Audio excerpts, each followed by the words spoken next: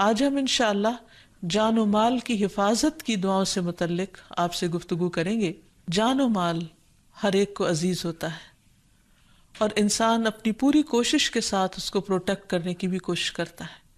لیکن جب تک اللہ کی مدد حاصل نہ ہو انسان بے بس ہوتا ہے۔ اور ویسے بھی اللہ سبحانہ وتعالیٰ کو بندوں کا دعا کرنا پسند ہے۔ اللہ تعالیٰ فرماتے ہیں وَقَالَ رَبُّكُمُ ادْعُونِي أَسْتَجِبْ لَكُمْ، تمہارا رب فرماتا ہے کہ مجھ سے مانگو میں تمہاری دعا قبول کروں گا۔ اور جو نہیں مانگتے، جو اس سے مانگنے سے تکبر کرتے ہیں، ان الذین یستکبرون عن عبادتی سیدخلون جہنم داخرین، جو میری عبادت یعنی دعا، یہاں عبادت دعا کے معنوں میں، جو میری عبادت سے تکبر کرتے ہیں یعنی اللہ تعالیٰ کے آگے جھکتے نہیں، اللہ کے آگے ہاتھ نہیں پھیلاتے، تو وہ عنقریب ذلیل ہو کر جہنم میں داخل ہوں گے۔ تو گویا دعا جہاں افضل عبادت ہے، وہاں پر دعا نہ کرنا، اللہ تعالیٰ سے ناراض ہونا اور اللہ تعالیٰ سے منہ موڑنا، یہ تکبر کی علامتیں ہیں جو بالآخر انسان کی ذلت کا سبب ہے۔ اور پھر دعا کرتے وقت اللہ سبحانہ و تعالیٰ کی حمد و ثنا، اللہ تعالیٰ کی تسبیح کرنا۔ دو کلمات اللہ تعالیٰ کو بہت پیارے ہیں، میزان میں بہت بھاری ہیں، لیکن زبان پہ بہت ہلکے ہیں، اور وہ ہے سبحان اللہ و بحمدہ سبحان اللہ العظیم۔ انسان کئی بار ان کلمات کا ورد کرے، اس کے بعد درود شریف پڑھے، اور پھر اللہ تعالیٰ سے جو بھی اس کی حاجت ہے یا اپنے جان مال کے بارے میں جس قسم کا بھی خوف اس کو لاحق ہے، وہ اپنے رب کے سامنے عرض کرے اور اس سے حفاظت کی دعا کرے، تو اللہ تعالیٰ اس کو محفوظ کر دے گا انشاءاللہ۔ جہاں تک جان و مال کی حرمت کا تعلق ہے تو اس بارے میں ہمارے دین نے بہت واضح ہدایات دے رکھی ہیں۔ رسول اللہ صلی اللہ علیہ وسلم نے فرمایا ایک مسلمان کی ہر چیز دوسرے مسلمان پر حرام ہے، اس کا خون اور اس کا مال اور اس کی عزت و آبرو، کہ انسان اس کو کوئی نقصان پہنچائے یا داغدار کرے۔ حجۃ الوداع کے موقع پر نبی صلی اللہ علیہ وسلم ہزاروں لوگوں کے بیچ میں ان سے پوچھتے ہیں کہ لوگوں بتاؤ آج کون سا دن ہے، یہ کون سا شہر ہے، اور آج کون سا مہینہ ہے؟ تو نبی صلی اللہ علیہ وسلم نے فرمایا یہ حرمت والا دن ہے، حرمت والا مہینہ ہے اور حرمت والا شہر ہے، لیکن یاد رکھو کہ بے شک اللہ نے تمہارے خون، تمہارے مال اور تمہاری عزتیں آپس میں تمہارے لیے اسی طرح حرام کر دی ہیں جیسے تمہارے اس دن، تمہارے اس مہینے، تمہارے اس شہر کی حرمت ہے۔ سوچئے اگر ہمارا رویہ دوسرے مومنوں کے ساتھ ایسا ہی ہو جائے جیسے ہمارا ان مقدس مقامات کے ساتھ ہے، تو پھر ہمارے آپس کے معاملات کس قدر خوشگوار ہو سکتے ہیں۔ ایک اور موقع پر نبی صلی اللہ علیہ وسلم نے مومن کی حرمت کعبے کی حرمت سے 3 گنا زیادہ بتائی۔ عبداللہ بن عباس فرماتے ہیں کہ رسول اللہ صلی اللہ علیہ وسلم نے کعبہ کی طرف دیکھا اور فرمایا اے گھر تجھے مرحبا ہو، ویلکم، تو کتنا عظیم ہے، تیری حرمت کتنی عظیم ہے، لیکن ایک مومن کی حرمت اللہ کے ہاں تیری حرمت سے زیادہ عظیم تر ہے۔ یعنی اس جگہ کو اللہ نے بے شک اپنا گھر قرار دیا، لیکن مومن کی عزت کو اس سے بھی زیادہ اہم قرار دیا۔ بے شک اللہ نے تیری ایک چیز حرام کی اور مومن کی 3 چیزیں حرام کی، اس کا خون، اس کا مال، اور یہ کہ اس کے بارے میں برا گمان کیا جائے، یعنی کہاں یہ کہ اس کے خلاف بدزبانی کی جائے، تہمت یا الزام تراشی کی جائے، اس کے بارے میں برا سوچنا بھی اس کی عزت کے منافی ہے۔ پھر اسی طرح جہاں تک مومن کی جان کی حرمت کا تعلق ہے تو رسول اللہ صلی اللہ علیہ وسلم نے فرمایا اگر تمام آسمانوں اور زمین والے کسی مومن کے قتل میں شریک ہوں تو اللہ تعالیٰ ان سب کو جہنم میں دھکیل دے گا۔ یعنی اللہ سبحانہ و تعالیٰ کے نزدیک ایک مومن کی جان اتنی قیمتی ہے۔ اسی طرح آپ صلی اللہ علیہ وسلم نے یہ بھی فرمایا کہ اس ذات کی قسم جس کے قبضے میں میری جان ہے، مومن کا قتل کرنا اللہ کے نزدیک تمام دنیا کے تباہ ہونے سے زیادہ ہے۔ یعنی پوری دنیا کا زوال ایک طرف اور ایک مومن کی جان لینا ایک طرف، یعنی اللہ سبحانہ وتعالیٰ پھر ایسے شخص کو کیسے چھوڑے گا، کیسے معاف کرے گا جو اتنی بڑی حرمت کو پامال کر دے۔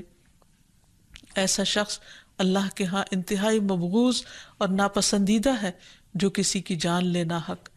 اور پھر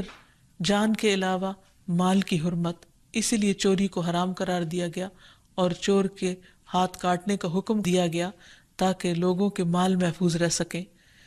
رسول اللہ صلی اللہ علیہ وسلم نے فرمایا، کسی شخص کے لیے اپنے کسی بھائی کا مال ناحق لینا جائز نہیں۔ یہ اس لیے ہے کیونکہ اللہ نے ایک مسلمان پر دوسرے مسلمان کا مال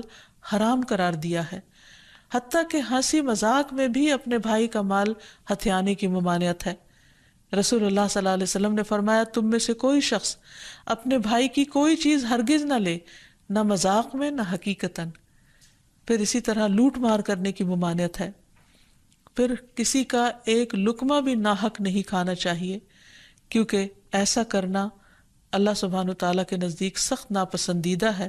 فرمایا، جس نے کسی مسلمان کا ناحق ایک لقمہ کھایا ہو، یعنی اس کی مرضی کے بغیر، اور فرمایا کہ ایک مرتبہ بھی کھایا تو اللہ تعالیٰ اسے اتنا ہی جہنم کا کھانا کھلائیں گے۔ اس لیے اس معاملے میں بہت احتیاط کی ضرورت ہے اور ہر طرح کی خیانت سے بچنا چاہیے۔ آپ صلی اللہ علیہ وسلم نے فرمایا، مسلمان کی گمشدہ چیز آگ کی لپٹ ہوتی، یعنی بجائے اس کے کہ انسان اسے اس کے اصل مالک تک پہنچائے، اسے اگر ہڑپ کر جائے تو یہ ایک بہت بڑا ظلم ہے۔ پھر اسی طرح یہ ہے کہ جان و مال کے تحفظ کے اسباب بھی ہمیں بتائے گئے کہ کس طرح اس کو محفوظ کیا جائے۔ اس میں اگر کوئی شخص اپنی جان اور مال کی حفاظت کرتے ہوئے اپنی جان بھی دے دیتا ہے تو اس کو شہادت کا مقام دیا گیا۔ رسول اللہ صلی اللہ علیہ وسلم نے فرمایا، جو شخص اپنے مال کی حفاظت کرتے ہوئے مارا جائے، یعنی اس سے یہ پتہ چلتا ہے کہ مال کی حفاظت ضروری ہے، اگر اس کی حفاظت کرتا ہوا مارا جائے تو وہ شہید ہے۔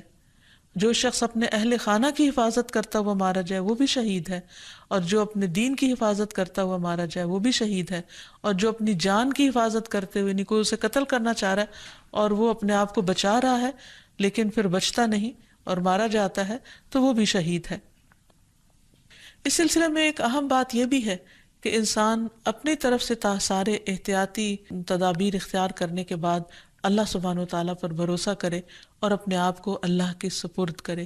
نہ صرف یہ کہ اپنے آپ کو بلکہ اپنے اہل و عیال کو، اپنے اہل خانہ کو، جو موجود ہوں، حاضر ہوں اور جو سفر پر جا رہے ہوں، سب کو۔ کیونکہ اگر اللہ سبحانہ و تعالیٰ کسی کو کسی نقصان سے بچانا چاہے تو کوئی بھی اسے نقصان نہیں دے سکتا، اور اگر اللہ سبحانہ و تعالیٰ کی حفاظت اٹھ جائے کسی سے تو پھر کوئی اور حفاظت دے بھی نہیں سکتا، کیونکہ وَرَبُّكَ عَلَىٰ كُلِّ شَيْءٍ حَفِيظٌ، تیرا رب ہر چیز پر پوری طرح نگران ہے، حفاظت کرنے والا ہے۔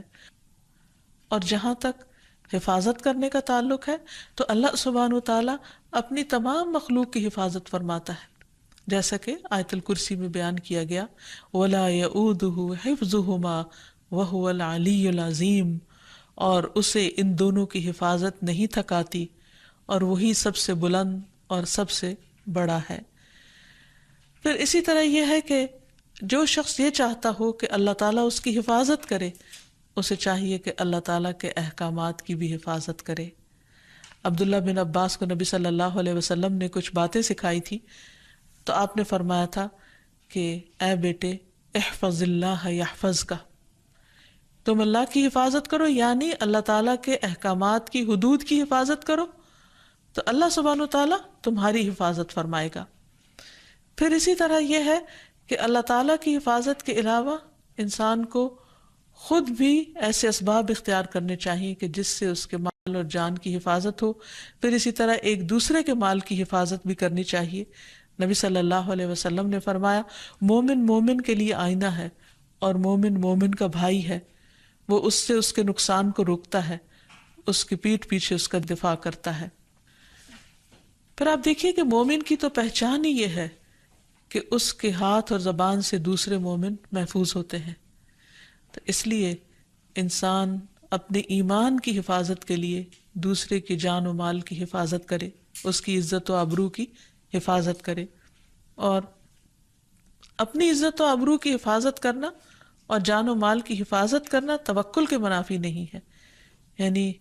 اس میں یہ نہیں آتا کہ انسان کو اللہ پہ بھروسہ نہیں اس لیے وہ خود اپنی حفاظت کر رہا ہے، دونوں چیزیں ضروری ہیں۔ یہاں ایک بات یہ بھی یاد رہے کہ اپنی جان اور مال کی حفاظت کرنا توکل کے منافی نہیں ہے. انسان اللہ تعالیٰ سے دعا بھی کرے، اسی کو مدد کے لیے پکارے، لیکن اس کے ساتھ ساتھ اسباب بھی اختیار کرے. جیسے ایک شخص نبی صلی اللہ علیہ وسلم کے پاس آیا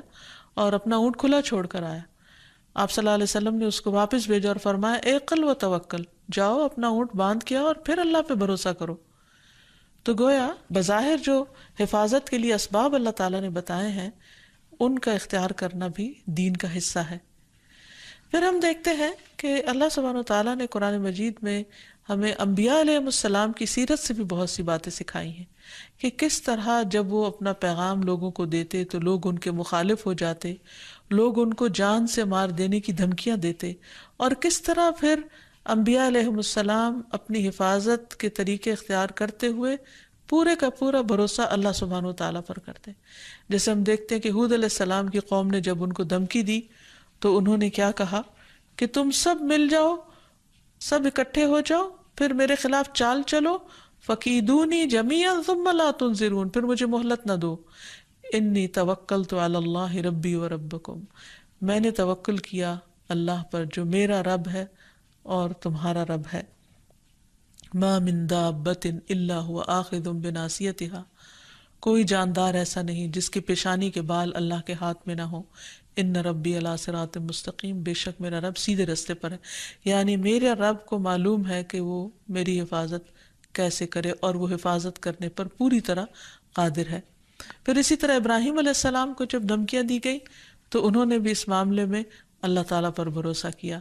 اور جب انہیں آگ میں پھینکا جا رہا تھا تو انہوں نے کہا حسبی اللہ و نعم الوکیل، کافی ہے مجھے اللہ اور وہ بہترین کارساز ہے.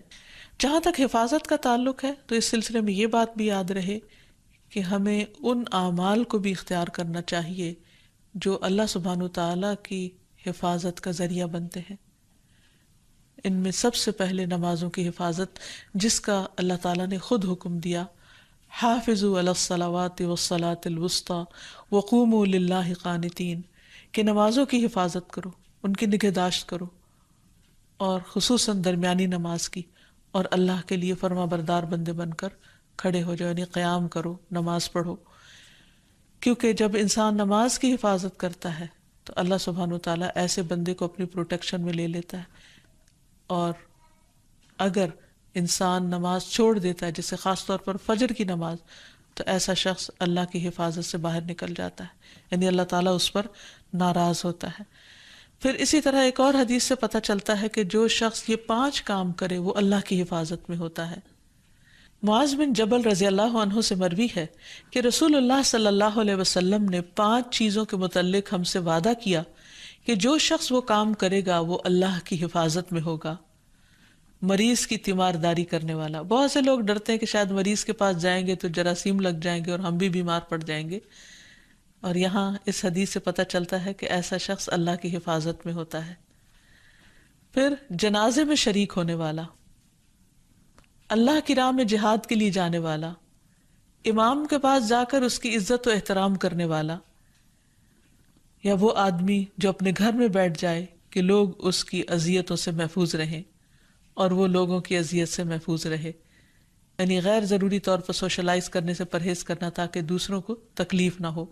خصوصاً اگر انسان کو اپنے ٹیمپرامنٹ کا پتہ ہو کہ بہت غصہ آتا ہے یا وہ کنٹرول نہیں کر پاتا. پھر اسی طرح یہ ہے کہ ہمیں اپنے آپ کو اور باقی لوگوں کو اللہ کی حفاظت میں دے دینا چاہیے. مسافر کو خاص طور پر رخصت کرتے وقت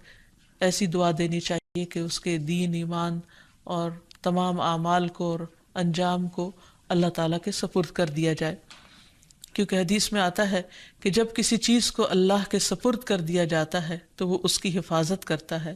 جہاں تک حفاظت کی دعاؤں کا تعلق ہے تو اس میں سب سے بہترین دعا ہر مشکل وقت میں، خوف کے وقت میں، ڈر کے وقت میں،